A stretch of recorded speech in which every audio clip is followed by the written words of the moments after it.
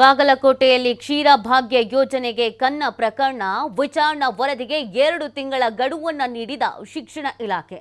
Notice ಪಡೆದ ಶಿಕ್ಷಕರಿಗೆ ಶುರುವಾಯಿತು ಈಗ ಆತಂಕ. 60 ಜನ ವಿಚಾರಣಾಧಿಕಾರಿ ಮತ್ತು ಮಂಡನಾಧಿಕಾರಿ ನೇಮಕಕ್ಕೆ ಡಿಡಿಪಿಐ ಆದೇಶವನ್ನು ಹೊರಡಿಸಿರೋದು. ಆರೋಪ ಎದುರಿಸಿದ ಶಿಕ್ಷಕರಿಗೆ 4 ನೋಟಿಸ್ ಅನ್ನು ನೀಡಿದ್ರು ಕೂಡ ಇಲ್ಲಿವರೆಗೂ ಉತ್ತರ ಅನ್ನೋದು ಮಾತ್ರ ನೀಡಿಲ್ಲ. ಸಮರ್ಪಕ ಉತ್ತರ ನೀಡದ ಬೆನ್ನಲ್ಲಿಗೆ ವಿಚಾರಣಾಧಿಕಾರಿಗಳನ್ನ ನೇಮಕ ಮಾಡಿದ್ದಾರೆ. ಬೀಳಗಿ, ಹುನಗುಂದ, ಬದಾಮಿ ತಾಲೂಕಿನ 60 ಮುಖ್ಯ ಶಿಕ್ಷಕರ ವಿಚಾರಣೆಯನ್ನ ಮಾಡಬೇಕಾಗತ್ತೆ. ಪ್ರಾಥಮಿಕ ಹಾಗೂ ಪ್ರೌಢಶಾಲೆಯ ಮುಖ್ಯ ಶಿಕ್ಷಕರ ವಿಚಾರಣೆ, ಹಾಲಿನ ಪುಡಿ ಸೇರಿ ವಿವಿಧ ವಸ್ತುಗಳ ಕುರಿತು ನೋಟಿಸ್ ಅನ್ನು ನೀಡಲಾಗಿತ್ತು. ಆರೋಪ ಕುರಿತು ವಿಚಾರಣೆ ನಡೆಸಿ ಸ್ಪಷ್ಟ ನಿರ್ಣಯ ನೀಡೋದಕ್ಕೆ ಆದೇಶ ನೀಡಲಾಗಿದೆ. ವರದಿಯನ್ನ ಸಲ್ಲಿಸೋಕೆ ವಿಚಾರಣಾಧಿಕಾರಿಗೆ 2 ತಿಂಗಳ ಗಡುವನ್ನು ನೀಡಿದ್ದಾರೆ. 60 ಜನ ವಿಚಾರಣಾಧಿಕಾರಿಗಳು, ಅದರ ಜೊತೆಗೆ ಮಂಡನಾಧಿಕಾರಿ ನೇಮಕಕ್ಕೆ ಡಿಡಿಪಿಐ ಆದೇಶವನ್ನ ನೀಡಿರುವಂಥದ್ದು.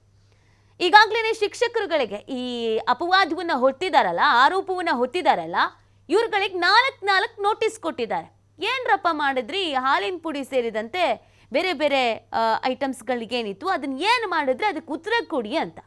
ಆದರೆ ಇಲ್ಲಿವರೆಗೂ ಉತ್ತರ ಕೊಟ್ಟಿಲ್ಲ. ಉತ್ತರ ಕೊಡೋಕೆ ಮನಸ್ಸಿಲ್ವೋ, ಉತ್ತರ ಕೊಡೋಕೆ ಏನೂ ಇಲ್ವೋ, ಉತ್ತರ ಕೊಟ್ಟರೆ ತಗ್ಲಾಕೊಳ್ತೀವಿ ಅನ್ನೋ ಭಯನೋ, ಯಾವ ಮುಖ ಇಟ್ಕೊಂಡು ಉತ್ತರ ಕೊಡೋದು ಅನ್ನೋ ಆತಂಕನೋ ಗೊತ್ತಿಲ್ಲ.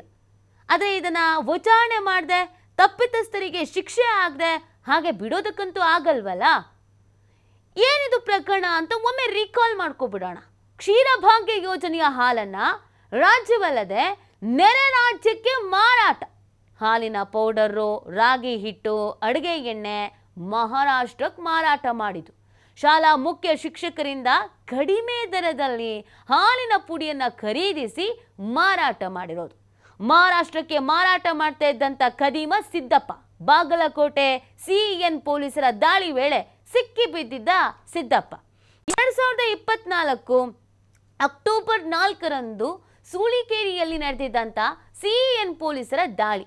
ಬಾಗಲಕೋಟೆ ಜಿಲ್ಲೆ ಬದಾಮಿ ತಾಲೂಕಿನ ಸುಳಿಕೆರೆ ಗ್ರಾಮ ಹಾಲಿನ ಪೌಡರ್ ವಿತರಣೆಗೆ ಸಬ್ಲೀಸ್ ಪಡೆದು ಗೋಲ್ಮಾಲ್ ಮಾಡಿದ್ದ ಈ ಸಿದ್ದಪ್ಪ. ಇತ್ತ ಕ್ಷೀರಭಾಗ್ಯ ಹಾಲಿನ ಪೌಡರ್ ಸರಬರಾಜಿಗೆ ಟೆಂಡರ್ ಅನ್ನ ಪಡೆದಿದ್ದ ಶ್ರೀಶೈಲನಿಂದ ಸಬ್ಲೀಸ್ ಪಡೆದು ಆರೋಪಿ ಸಿದ್ದಪ್ಪನಿಂದ ಗೋಲ್ಮಾಲ್ ಅನ್ನ ಮಾಡಲಾಗಿದೆ. ಮಹಾರಾಷ್ಟ್ರಕ್ಕೆ ಕಳಿಸೋಕೆ ಗೂಡ್ಸ್ ಗಾಡಿಗೆ ಲೋಡ್ ಅನ್ನ ಮಾಡ್ತಾ ಇದ್ದ ಈ ಸಿದ್ದಪ್ಪ ಈ ವೇಳೆ ದಾಳಿ ಮಾಡಿ 18 ಲಕ್ಷ ಮೌಲ್ಯದ ಪದಾರ್ಥವನ್ನ ವಶಕ್ಕೆ ಪಡೆದಿದ್ರು ಪೊಲೀಸರು. ಆರೋಪಿ ಸಿದ್ದಪ್ಪ ಸೇರಿ 3 ವಿರುದ್ಧ ಎಫ್ಐಆರ್ ಅನ್ನು ಕೂಡ ದಾಖಲು ಮಾಡಲಾಗಿತ್ತು. ಈ ಕ್ಷೀರಭಾಗ್ಯ ಯೋಜನೆ, ಅನ್ನಭಾಗ್ಯ ಯೋಜನೆ, ಇದೆಲ್ಲ ಯೋಜನೆಗಳು ಬಂದಿರೋದು ನಮ್ಮ ಕರ್ನಾಟಕದ ಜನತೆಗೆ ಅಂತ, ಇವರಿಗೆ ಲಾಭ ಆಗಲಿ ಅಂತ. ಆದರೆ ಇವ್ರುಗಳು ಏನು ಮಾಡ್ತಿದ್ರು, ದುಡ್ಡು ಹೊಡೆಯೋ ಕೆಲಸ ಮಾಡ್ತಾ ಇದ್ರು.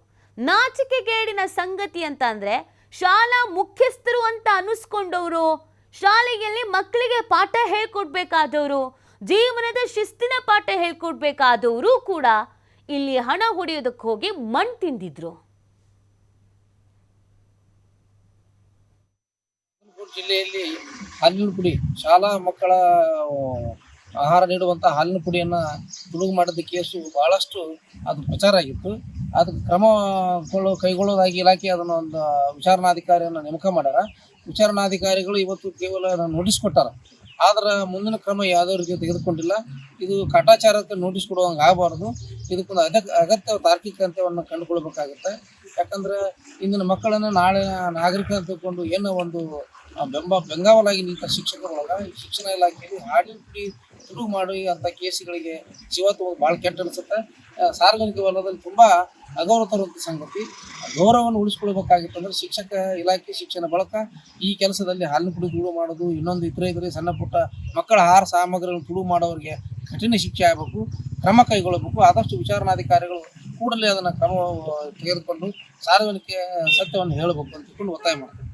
ಇವತ್ತು ಬಾಗಲಕೋಟೆ ಜಿಲ್ಲೆಯಲ್ಲಿ ಈ ಬಗ್ಗೆ ಮತ್ತಷ್ಟು ಮಾಹಿತಿ ನೀಡ್ತಾರೆ ನಮ್ಮ ಪ್ರತಿನಿಧಿ ಗುರು ಹಿರೇಮಠ್. ಕ್ಷೀರಭಾಗ್ಯ ಯೋಜನೆ ಕನ್ನ ಹಾಕ್ದವ್ರಿಗೆ ಈಗ ಢವ ಶುರು ಆಗಿರತ್ತೆ. ತನಿಖೆ ಹೆಂಗ್ ನಡೆಯುತ್ತೋ, ನಮ್ಮ ಬುಡಕ್ಕೆ ಬಂದ್ಬಿಡುತ್ತೋ ಅಂತ. ಸೊ ಇದಕ್ಕೆ ಸಂಬಂಧಪಟ್ಟಂತೆ ಏನೆಲ್ಲ ಡೆವಲಪ್ಮೆಂಟ್ ಆಗ್ತಾ ಇದೆ? ನಿಜಕ್ಕೂ ನೀತಿ ಅಂದ್ರೆ 2024 ಅಕ್ಟೋಬರ್ 4ರಲ್ಲಿ ನಡೆದಿರ್ತಕ್ಕಂತ ಘಟನೆಗೆ ಸಂಬಂಧಪಟ್ಟಂತೆ ಏನ್ CNA ಪೊಲೀಸ್ ಠಾಣೆ ವ್ಯಾಪ್ತಿಯಲ್ಲಿ ಪ್ರಕರಣ ದಾಖಲಾದ ಬಳಿಕ ಏನು ಬಾಗಲಕೋಟೆ ಜಿಲ್ಲೆಯ ಶಿಕ್ಷಣ ಇಲಾಖೆ ಸಂಬಂಧಪಟ್ಟಂತೆ DDP ಅವರು ಸಾಕಷ್ಟು ಒಂದು ನೋಟಿಸ್ ಅನ್ನ 60 ಶಿಕ್ಷಕರಿಗೆ ನೀಡಿರುವಂತದ್ದು. ಸದ್ಯ 8 ತಿಂಗಳಲ್ಲಿ 4 ನೋಟಿಸ್ ಗಳನ್ನ ನೀಡಿದ್ರು. ಯಾವುದೇ ರೀತಿಯಾಗಿ ಆ ನೋಟಿಸ್ಗೆ ಉತ್ತರವನ್ನ 60 ಶಿಕ್ಷಕರು ಮಾಡಿಲ್ಲ. ಅಂದ್ರೆ ಶಿರಭಾಗ್ಯ ಯೋಜನೆ ಆಗಿರ್ಬೋದು, ವಿವಿಧ ಯೋಜನೆಗಳನ್ನ ಸರ್ಕಾರದಿಂದ ಬಳಸಿಕೊಂಡಿರ್ತಕ್ಕಂತ ಯೋಜನೆಗಳನ್ನ ಮಕ್ಕಳಿಗೆ ಕೊಡಬೇಕಾದದ್ದು ಆ ಶಿಕ್ಷಣ ಇಲಾಖೆಯ ಒಂದು ಆದ್ಯ ಕರ್ತವ್ಯ. ಅದರ ಜೊತೆಗೆ ಸರ್ಕಾರ ಸಮರ್ಪಕವಾಗಿ ಮಕ್ಕಳಿಗೆ ಕೊಡಬೇಕಾದದ್ದು ಕೆಲಸವಾಗಿರುತ್ತೆ. ಆದ್ರೆ ಇಂಥ ಶಿಕ್ಷಕರಿಗೆ ಯಾವ ರೀತಿಯಾಗಿ ಈ ಸಾಮಾಜಿಕ ಒಂದು ಜಾಲತಾಣದಲ್ಲಿ ಆಗಿರ್ಬೋದು, ವಿವಿಧ ಸಂಘಟನಾ ಮತ್ತು ಸಾಮಾಜಿಕ ಹೋರಾಟಗಾರರು ಸಾಕಷ್ಟು ಒಂದು ಕಳವಳವನ್ನ ಒಂದ್ ಕಡೆ ವ್ಯಕ್ತಪಡಿಸಿರುವಂತದ್ದು. ಇಂಥ ಶಿಕ್ಷಕರಿಗೆ ಕಠಿಣ ಶಿಕ್ಷೆ ಆಗಬೇಕು ಅನ್ನೋ ನಿಟ್ಟಿನಲ್ಲಿ ಹೋರಾಟಗಾರರು ಸಾಕಷ್ಟು ಒಂದು ತಮ್ಮ ನೋವಿನ ಸಂಗತಿಯನ್ನ ಕೂಡ ಹಂಚಿರುವಂತದ್ದು. ಅಂದ್ರೆ ಶಾಲಾ ಮಕ್ಕಳಿಗೆ ಕೊಡಬೇಕಾಗಿರ್ತಕ್ಕಂತ ಏನು ಆ ಶಿಕ್ಷಕರೇ ಈ ರೀತಿಯಾಗಿ ಬೇರೆದವರಿಗೆ ಮಾರಾಟವನ್ನ ಮಾಡೋದು ಎಷ್ಟರ ಮಟ್ಟಿಗೆ ಸರಿ? ಅದರಲ್ಲಿ ಮುಖ್ಯವಾಗಿ 18 ಲಕ್ಷಕ್ಕೂ ಅಧಿಕ ವೆಚ್ಚವನ್ನ ಮಾರಾಟವನ್ನ ಮಾಡುವಂತ ಕೆಲಸಕ್ಕೆ ಸಿದ್ದಪ್ಪ ಮಾಡಿರ್ತಾನೆ. ಸಿದ್ದಪ್ಪ ಮಾಡಿರ್ತಕ್ಕಂಥ ಪ್ರಕರಣದಲ್ಲಿ ಈಗಾಗಲೇ CNA ಪೊಲೀಸ್ ಠಾಣೆ ವ್ಯಾಪ್ತಿಯಲ್ಲಿ 3ರನ್ನ ಏನು ವಿಚಾರಣೆ ಮಾಡಿ ಅವರ ಮೇಲೆ FIR ಕೂಡ ದಾಖಲಾಗತ್ತೆ. 8 ತಿಂಗಳ ಕಳೆದ್ರು ಇನ್ನೂ ಕೂಡ ಆ 60 ಶಿಕ್ಷಕರು ಯಾವುದೇ ರೀತಿಯಾಗಿ ನೋಟಿಸ್ಗಳಿಗೆ ಉತ್ತರವನ್ನ ನೀಡಿಲ್ಲ ಅಂದ್ರೆ ಎಷ್ಟರ ಮಟ್ಟಿಗೆ ಸರಿ ಅನ್ನೋದು ಸಾಮಾಜಿಕ ವಲಯದಲ್ಲಿ ಒಂದ್ ಕಡೆ ಚರ್ಚೆ ಆದ್ರೆ ಈ DDP ವಿಚಾರಣಾ ಅಧಿಕಾರಿಗಳನ್ನ ನೇಮಕವನ್ನ ಮಾಡಿರುವಂತದ್ದು. ಅಂದ್ರೆ 2 ತಿಂಗಳಲ್ಲಿ ವರದಿಯನ್ನ ನೀಡಬೇಕು. ಆ ಶಿಕ್ಷಕರು ಯಾವ ರೀತಿಯಾಗಿ ವರದಿಯನ್ನ ಕೊಡ್ತಾರೆ, ಆ ಶಿಕ್ಷಕರ ವರದಿಯನ್ನ ತೆಗೆದುಕೊಂಡು ಏನೆಲ್ಲ ಕ್ರಮ ವಹಿಸ್ತಾರೆ ಅನ್ನೋದನ್ನ ಒಂದ್ ಕಡೆ ಶಿಕ್ಷಣ ಇಲಾಖೆಯ ಜವಾಬ್ದಾರಿ ಬಿಟ್ಟಿರುವಂತದ್ದು. ಅಷ್ಟೇ ಅಲ್ಲದೆ ಸಾಮಾಜಿಕ ಜಾಲತಾಣದಲ್ಲಿ ಸಾಕಷ್ಟು ರೀತಿ ಪೋಸ್ಟ್ ಗಳನ್ನ ಹಾಕಿರುವಂತದ್ದು. ಅಂದ್ರೆ ಇಂಥ ಶಿಕ್ಷಕರಿಗೆ ಕಠಿಣ ಶಿಕ್ಷೆ ಆಗ್ಬೇಕು ಅಂದ್ರೆ ಮಕ್ಕಳಿಗೆ ಕೊಡಬೇಕಾದಂತ ದವಸ ಧಾನ್ಯಗಳನ್ನ ಬೇರೆ ಮಾರಾಟವನ್ನ ಮಾಡುವಂತ ಜಾಲಕ್ಕೆ ಯಾವ ರೀತಿಯಾಗಿ ಶಿಕ್ಷಕರು ಬಳಕೆ ಮಾಡ್ಕೊಂಡ್ರು, ಅವರಿಗೆ ಯಾವ ರೀತಿಯಾಗಿ ಹಾಲಿನ ಪೌಡರ್ ಮತ್ತು ಯಾವ ರೀತಿಯಾಗಿ ನೀಡ್ತಿದ್ರು ಅದನ್ನ ಎಲ್ಲವನ್ನ ಕೂಲಂಕುಷವಾಗಿ ಚೆಕ್ ಮಾಡಿ ಅವರಿಗೆ ಯಾವ ರೀತಿಯಾಗಿ ನೀವು ನೀಡ್ತಿದ್ರಿ ಅನ್ನೋದ್ರ ಬಗ್ಗೆ ಒಂದು ಕೂಡ ಮಾಹಿತಿಯನ್ನ ಇಲ್ಲಿವರೆಗೂ ಶಿಕ್ಷಕರು ನೀಡಿಲ್ಲ. ಯಾಕಂತಂದ್ರೆ 4 ನೋಟಿಸ್ ನೀಡಿದ್ರು, ಇಲ್ಲಿವರೆಗೂ ಕ್ರಮ ವಹಿಸಿಲ್ಲ ಅನ್ನೋದ್ರ ಬಗ್ಗೆ ಈಗ ಇಲ್ಲಿಯ DDP ಪ್ರಮುಖವಾಗಿ ವಿಚಾರಣಾಧಿಕಾರಿಗಳನ್ನ ನೇಮಕ ಮಾಡಿದ್ದಾರೆ. ಆದಷ್ಟು ಬೇಗನೆ ಇವರ ಮೇಲೆ ಕಠಿಣ ಶಿಕ್ಷೆ ಆಗತ್ತಾ ಅನ್ನೋದನ್ನ ಕಾದು ನೋಡ್ಬೇಕಾಗಿದೆ ನೀತಿ. ಓಕೆ, ಥ್ಯಾಂಕ್ ಯು ಗುರು ಹಿರೇಮಠ ತಮ್ಮ ಡೀಟೇಲ್ಸ್ಗಾಗಿ. ಕಮೆಂಟ್ ಮಾಡಿದ್ರೆ ಮಾತ್ರ ನಮ್ಮ ತಿಳಿ